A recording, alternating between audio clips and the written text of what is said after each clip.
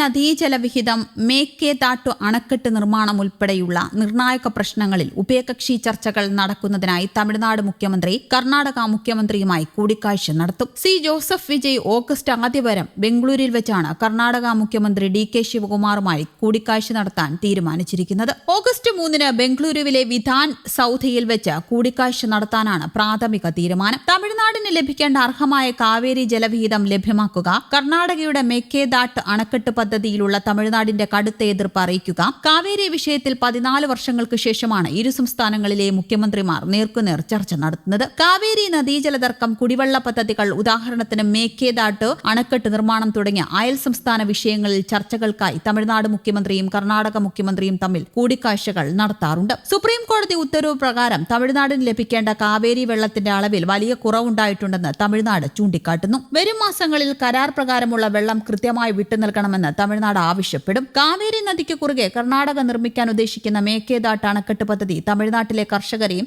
Delta മേഖലയിലെ കുടിവെള്ള ലഭ്യതയും ബാധിക്കുമെന്നതിനാൽ ഇതിനുള്ള കടുത്ത എതിർപ്പ് അറിയിക്കും. കാവേരി വിഷയത്തിൽ ഇരു സംസ്ഥാനങ്ങളിലെയും മുഖ്യമന്ത്രിമാർ തമ്മിൽ നേരിട്ട് ചർച്ച നടത്തുന്നത് വർഷങ്ങൾക്ക് ശേഷമാണ്. മുൻപ് 2012 സുപ്രീം കോടതി നിർദ്ദേശപ്രകാരം ഈ വിഷയത്തിൽ ഇരു മുഖ്യമന്ത്രിമാരും നേരിട്ട് ചർച്ച നടത്തിയത്. കേവലം നിയമ പോരാട്ടങ്ങൾക്ക് മുമ്പ് ഉഭയകക്ഷി ചർച്ചകളിലൂടെ പ്രശ്നത്തിന് പരിഹാരം കാണാനുള്ള ശ്രമങ്ങളുടെ ഭാഗമായാണ് ഈ നീക്കം. അതേസമയം കോടതി വഴി പരിഹരിക്കേണ്ട വിഷയത്തിൽ നേരിട്ടുള്ള ചർച്ച തമിഴ്നാടിന്റെ പ്രതിരോധത്തെ ബാധിക്കുമെന്നാരോപിച്ച് എം.കെ. സ്റ്റാലിൻ അടക്കമുള്ള പ്രതിപക്ഷ നേതാക്കൾ ഈ നീക്കത്തിനെതിരെ പ്രതിഷേധമുയർത്തിയിട്ടുമുണ്ട്. തമിഴ്നാട് മുഖ്യമന്ത്രിയും കർണാടക മുഖ്യമന്ത്രിയും തമ്മിലുള്ള കൂടിക്കാഴ്ചകൾ സാധാരണയായി കാവേരി നദീജല തർക്കം, മേക്കേദാട്ട് അണക്കെട്ട് നിർമ്മാണം, അന്തർ സംസ്ഥാന ഗതാഗതം, അതിർത്തി വികസനം തുടങ്ങിയ പ്രധാന വിഷയങ്ങളുമായാണ് നടക്കാറുള്ളത്. ചർച്ചയുമായി ബന്ധപ്പെട്ട കാര്യങ്ങൾ ഇപ്പോൾ വിശദീകരിക്കാൻ സാധിക്കില്ലെന്നാണ് കർണാടക മുഖ്യമന്ത്രി പറയുന്നത്. ഇപ്പോൾ അത് വെളിപ്പെടുത്താൻ ആഗ്രഹിക്കുന്നില്ലെന്നും ഈ ആഴ്ച മന്ത്രിസഭാ വികസനവും മറ്റു കാര്യങ്ങളും തുടരുന്നതിനാൽ തിരക്കിലാണ്. ചില വിഷയങ്ങളിൽ എല്ലാവരുമായി സംസാരിക്കാനും എല്ലാവരുമായി പങ്കുവയ്ക്കാനും എല്ലാവരുമായി ചേർന്ന് പ്രവർത്തിക്കാനും ഞങ്ങൾ തയ്യാറാണെന്നും ശിവകുമാർ പറഞ്ഞു. നിലവിലെ തെക്കു പടിഞ്ഞാറൻ മൺസൂണിൽ മഴയുടെ കുറവ് കണക്കാക്കിയാലും തമിഴ്നാടിന് കുറഞ്ഞത് 3000 ദശലക്ഷം കന അടി കൂടുതൽ ലഭിക്കാൻ അർഹതയുണ്ടെന്ന് സംസ്ഥാന സർക്കാരിന്റെ ഒരു പ്രതിനിധിയും പറഞ്ഞു. ജൂലൈ 22 വരെ സംസ്ഥാനത്തിന് ഏകദേശം 3.5 TMC അടി വെള്ളം ലഭിച്ചു. കാവേരി നദീജല തർക്ക ട്രൈബ്യൂണലിന്റെ അന്തിമ വിധി പ്രകാരം സുപ്രീം കോടതി 2018 വിധിന്യായത്തിൽ ഭേദഗതി ചെയ്ത പ്രകാരം ഏകദേശം 28 TMC അടി കുറവാണ്. കർണാടക തമിഴ്നാട് മുഖ്യമന്ത്രിമാർ കൂടിക്കാഴ്ച നടത്തിയാൽ അതൊരു ചരിത്രമാകും. ഏകദേശം 14 വർഷങ്ങൾക്ക് ശേഷമാകും ഇരു സംസ്ഥാനങ്ങളിലെ മുഖ്യമന്ത്രിമാർ കൂടിക്കാഴ്ച നടത്തുക.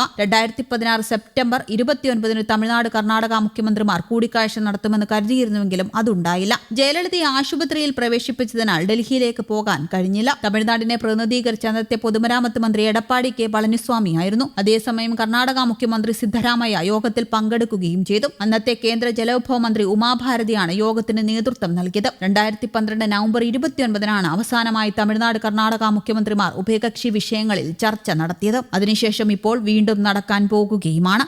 News desk Kerala Kaumudi.